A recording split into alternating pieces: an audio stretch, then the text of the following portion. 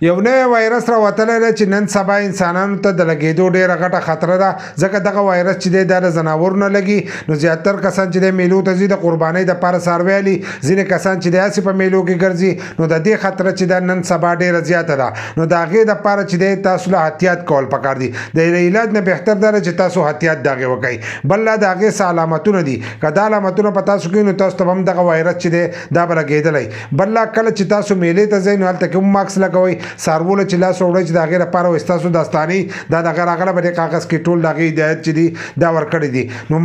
داستانې چې دي په هغه ټایم کې تاسو هم لګول پکار دي په کم وخت کې چې تاسو خپله قرباني ذبح کوئ نو په هغه وخت کې چې تاسو هم داستانې لګول چې دي دا هم پکار دي بل لا چې کله حلال کوئ نو نیمه ګنټه د هغې پورې صبر کوئ چې د هغې نه مکمل یې نه وځي او د هغې نه چې دغه په وجود باندې مه لګوئ ځکه د دغې نه هم دغه وایرس چې دی دا لګېده شي نو د دې علامت څه دي علامت د دې دا دي چې تاسو له به एकदम ډېره زیاته تبه چې دا به تاسو له راځي لکه ستاسو به ډېره زیاته چې دا تبه وي بخار چې دی دا به ستاسو ډېر زیاتي دغه شانتې ستاسو په ملا په پټو او په مارۍ باندې چې دی په دې باندې به درد ډېر زیاتي نو که دا علامتونه تاسو ته وي نو تاسو ته هم دغه وایرس چې دی دا به لګېدی دغه شانتې قی او په مارۍ کې چې دی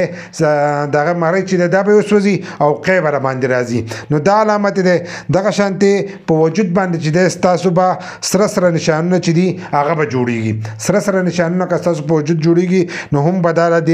علامت دي دغه شانتې ستاسو د وریو نه به وینه ځي د پوز نه به وینه ځي دننه چې کم موجود دی په ډکو بولو وړو بولو کې چې دی به دې کې به ننه وینه ځي نو دا د دې علامتونه دي دا علامتونه دي که دا په کم انسان کې نو هغه ته به دا وایرس لګېدلی نو که په کم انسان باندې دا وایرس نو بل هم دا پکار دی چې هغه ځي او د هغه خصمانه کوي چې هغه منګولې ور اچولی او وایي ماکس ور اچولی نو دا سره چې دي دا ورکړو ما چې ستاسو سره شیر کړم تاسو راوالی مخکې شیر کوئ چې د دې وایرس نه تاسو بچ شئ